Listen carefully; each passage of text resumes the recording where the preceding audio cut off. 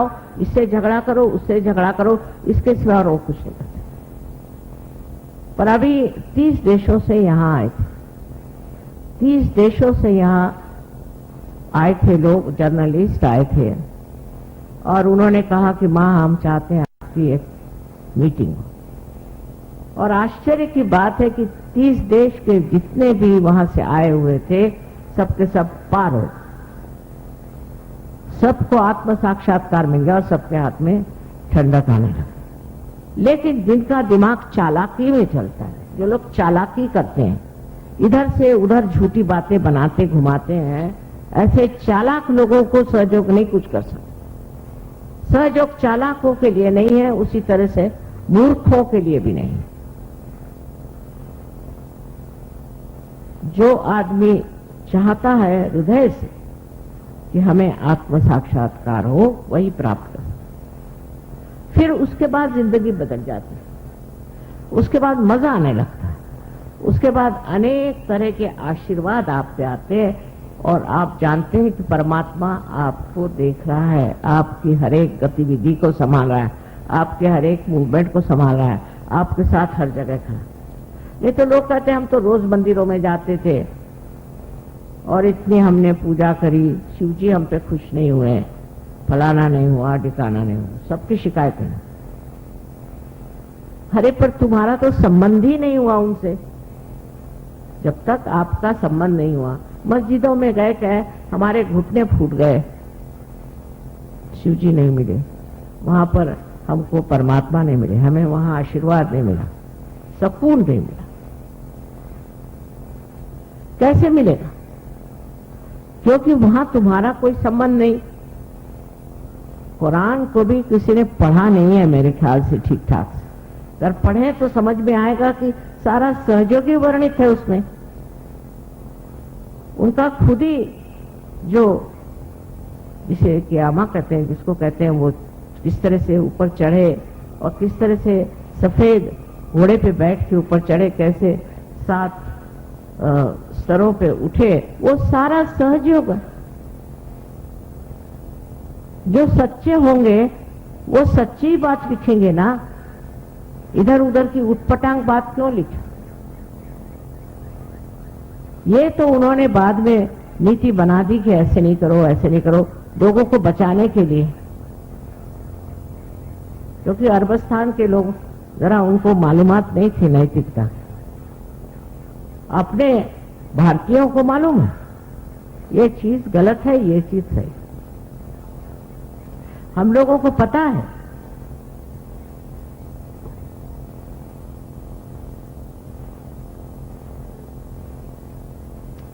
एक लड़का अंग्रेजी पढ़ने गया था कैम्ब्रिज में, उसने बताया, मुझे बड़ी हैरानी होती है कि ये लोग हर एक चीज को सोचते हैं कि एक बड़ा भारी आवाहन है, चैलेंज है।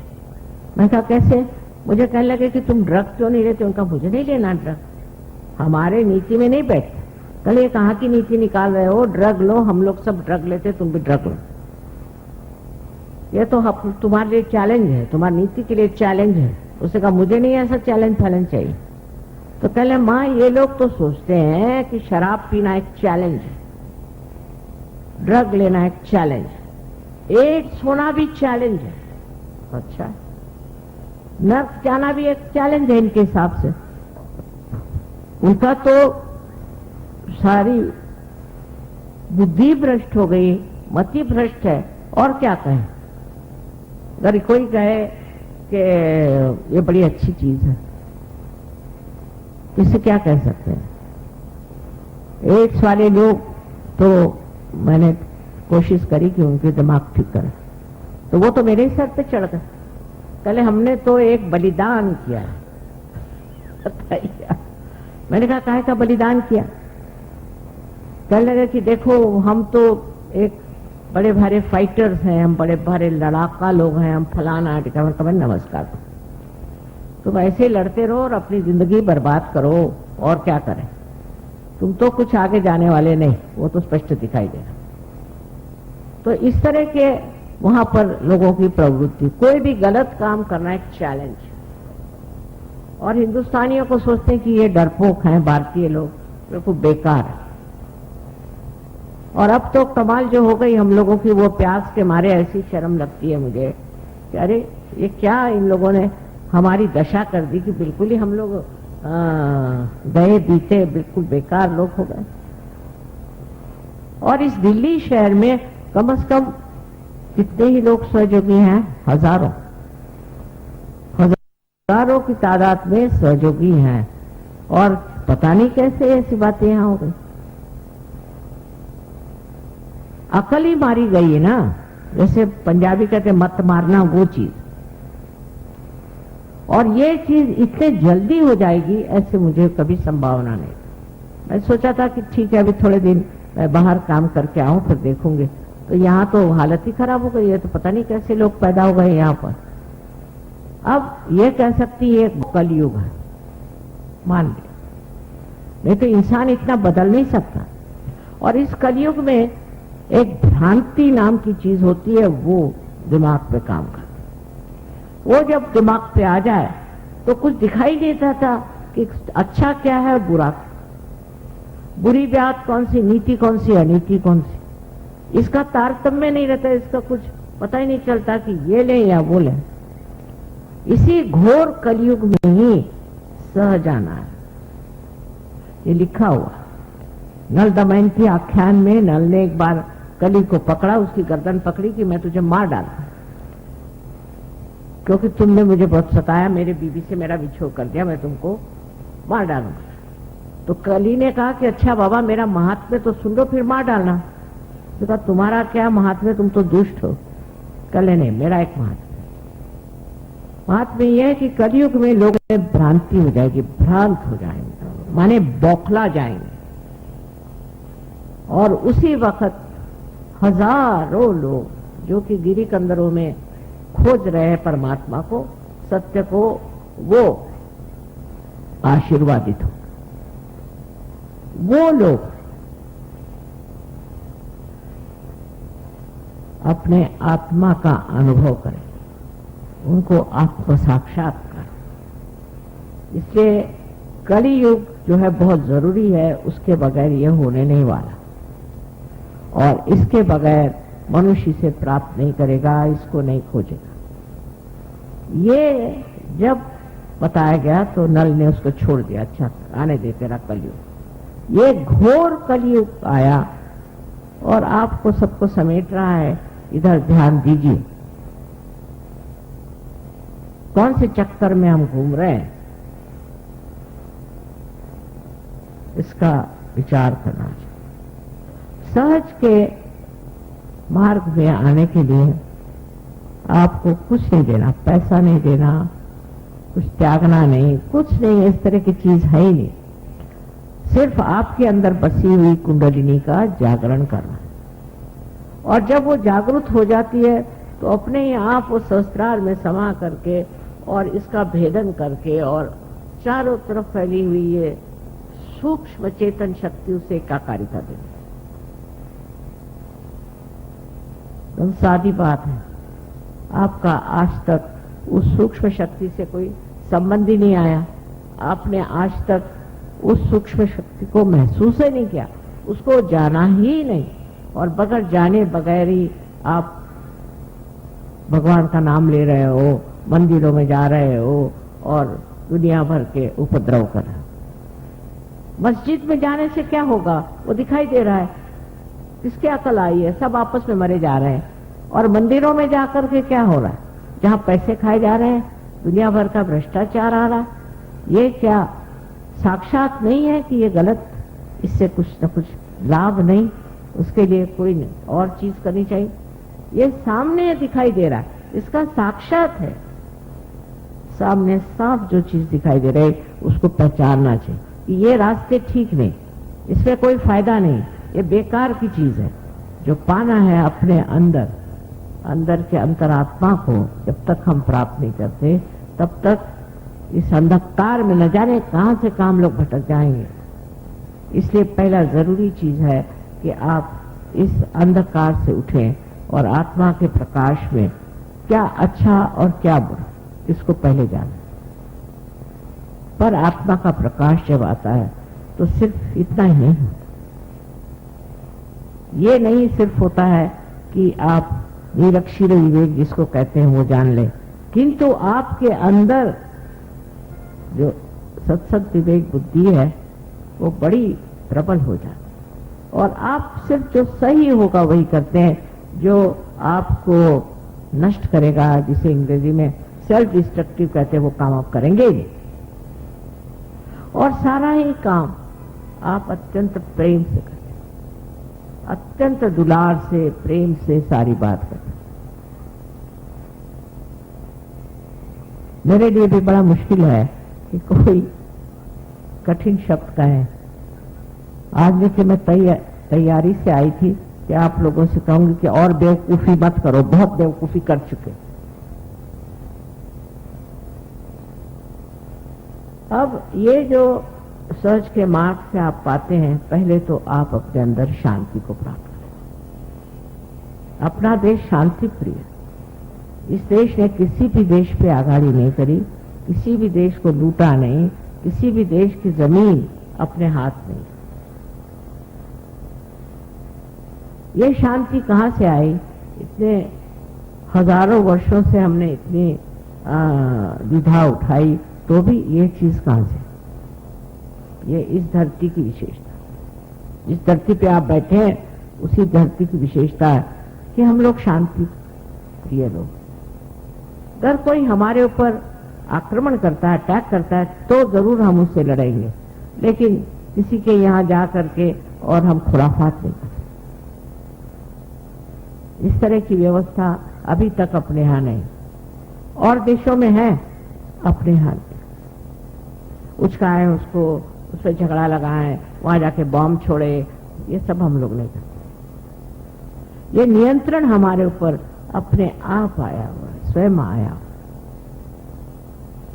तो अंदर की शांति प्रस्थापित होती, फिर घरों में, अपने संसार में, अपना जो छोटा सा संसार है उसमें भी शांति है।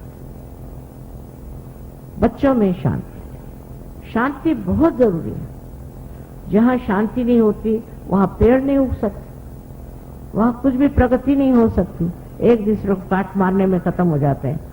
पर सहयोग से जो शांति प्राप्त होती है उससे उन्नति होती है। अभी सहयोग में कितने ही बच्चे हैं जो कहां से कहां पहुंच गए, कभी वो सोचते भी नहीं थे कि हम इसे प्राप्त करेंगे, इतना हमें मिलेगा, इतना ज्ञान और इतनी समृद्धि, और हर तरह से पूरे हो भर गए, तबीयत भर गई। अगर मैं किसी को एक छोटी सी भी चीज देना चाहूं तो कहेंगे मां पहले ही तुमने तो सब दे दिया, अब क्या दे रहे हो। ऐसी स्थिति अंदर में स्थापित हो जाती है, और ये जो समाधानी स्थिति है, इससे पूरी तरह से आपसी रिश्तेदारी, आपसी प्यार, आपसे सब। अब सबसे तो बड़ी चीज है कि सहयोग ये प्यार की देन, परमात्मा का जो प्यार हमारे अंदर है वो प्यार आपको मिलता है, और प्यार से बढ़ के संसार में कोई। जिसने प्यार की महिमा जानी उसके लिए फिर और चीजों की कोई जरूरत नहीं, सारे मूल्य उसके स्थापित हो जाते हैं। प्यार ही वो पानी है जिससे कि अपने देश का जो ये बड़ा सुंदर पेड़ है ये सजीव हो जाए। आपसी प्यार, आपसी दोस्ती, अगर हमारे अंदर आपसी प्यार होता और आपसी एकता होती तो क्या मजाल है कि हमारे ऊपर किसी और का राज्य हो सकता था। आपसी प्यार, आपसी दोस्ती, आपसी एकता आने के लिए सहयोग चाहिए। इससे कलेक्टिव कॉन्शियसनेस, जिसे हम कहते हैं सामूहिक चेतना, स्थापित होती। दूसरा कौन है? सब एक जीव हो जाते। अब देखिए इतने दूसरे दूसरे देश से लोग आए हैं, अनेक धर्मों का पालन करने वाले, इनमें जो एक जीवता है, इनमें जो समाधान है, एकात्मता है, वो आपको कहीं नहीं मिले। आप हैरान हो जाएंगे कि किस तरह से ये लोग एक हो गए। आप और किसी गुरु के वहां जाके देखिए, ये चीज आपको नहीं मिलेगी। आपस में लड़ेंगे, गुरु से लड़ेंगे, पूरे समय लड़ते रहेंगे। लेकिन जब आप सहज में अपने को प्राप्त करते हैं तो ये जानते हैं कि हम भी उसी समुद्र के एक बिंदु हैं जिसमें सब एकाकारी था। समुद्र के आंदोलन से हम उठते हैं, गिरते हैं, चलते। ऐसी सुंदर स्थिति, ऐसी सुंदर समाज व्यवस्था अपने आप घटित हो रही है और इस हिंदुस्तान में होगी। जो गलत लोग घुस आए हैं और अपने को बड़े अधिकारी समझते हैं, इन्होंने कोई त्याग किए नहीं, इन्होंने देश के लिए कोई संग्राम किया नहीं, मुफ्त में आके कुर्सी पे बैठ गए। इसलिए अपने देश के प्रति भक्ति होना ये बहुत आवश्यक, महज इसलिए नहीं कि ये हमारा देश है, हमारा जन्म, क्योंकि ये बड़ा महान देश है। इसकी महानता मैं तो वर्णन नहीं कर सकती। कभी अगर मेरे पास समय मिला तो मैं थोड़ा बहुत लिखना चाहती हूँ कि ये देश कितना महान है। इसको जानने के लिए, समझने के लिए आप लोगों में भी सहज की कुछ न कुछ प्रकृति आनी चाहिए, तब आप समझ पाएंगे कि इस देश में कितनी कितनी गहन बातें हमारे लिए हो गए, हमारा इतिहास हो गया, कैसी कैसी चीजें। देशभक्ति ये बहुत आवश्यक चीज है। अगर आपके अंदर देश में भक्ति नहीं है तो आप सहज में आ नहीं सकते। इस देश के प्रति आप ही को भक्ति नहीं, इन सब लोगों को है जो 75 देशों में सहयोग कर रहे हैं। आपके देश के प्रति इतनी भक्ति है कि जब ये बाहर से आते हैं तो आकर के और इस अपनी जमीन को झुककर नमस्कार करते हैं और चूमते हैं। अब यही आपको सिखा सकते हैं कि आप अपने देश की शक्ति को पहचाने और देश का वंदन करें। इस पर तो बोलते रहे तो बोलते ही रहेंगे हम। और आज आप लोग इतने दूर दूर से आए हैं, ठंडक में आए हैं, और एक माँ के लिए बहुत बड़ी चीज है। इतने बच्चे सामने हो तो क्या और कह सकते। मैं सिर्फ आपको ये आशीर्वाद देना चाहती हूँ कि आप आज इसी वक्त यहाँ पर आत्म साक्षात्कार को प्राप्त करें। अब कृपया दोनों हाथ मेरे तरफ।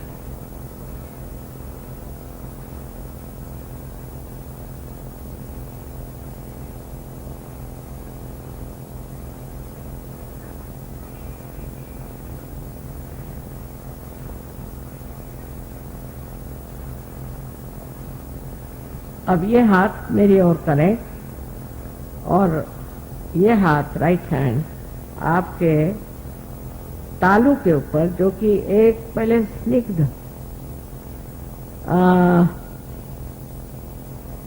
हड्डी थी यहाँ बचपन में, उसके ऊपर ये हाथ।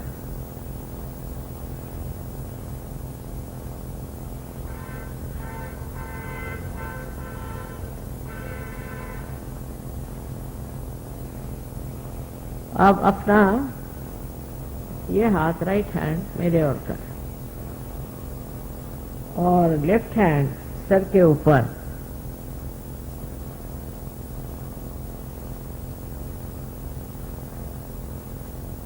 फिर से तालू पर ऊपर रखे अधांतर में, माने उसके ऊपर नहीं रखना, अधांतर में। देखिए अब इसमें से कोई ठंडी ठंडी या गर्म हवा आ रही है क्या, बयार आ रही क्या, ऐसे देखिए। किसी किसी को बहुत ऊपर तक आती है, किसी को सामने आती, पीछे आती। जरा हाथ ऊपर घुमा के देखिए। अब लेफ्ट हैंड मेरी तरफ करें और राइट हैंड फिर सर पे, और देखें ये ठंडी ठंडी हवा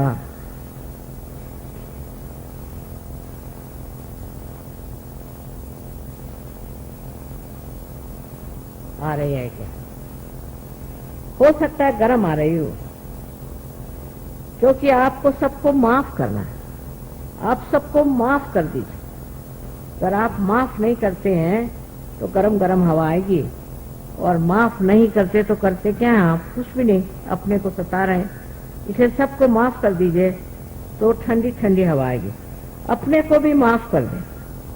मैंने ये पाप किया, मैंने वो पाप किया मत सोचिए, अपने को भी माफ कर दीजिए, पूरी तरह से माफ कर।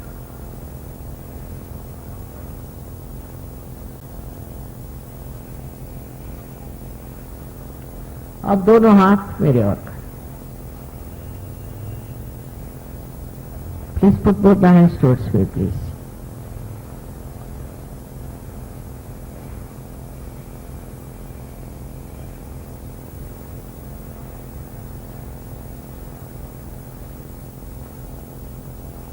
अब जिन लोगों के दोनों भी हाथ में ठंडी ठंडी हवा आ रही या गर्म हवा, वो दोनों हाथ ऊपर करें, दोनों ऐसे।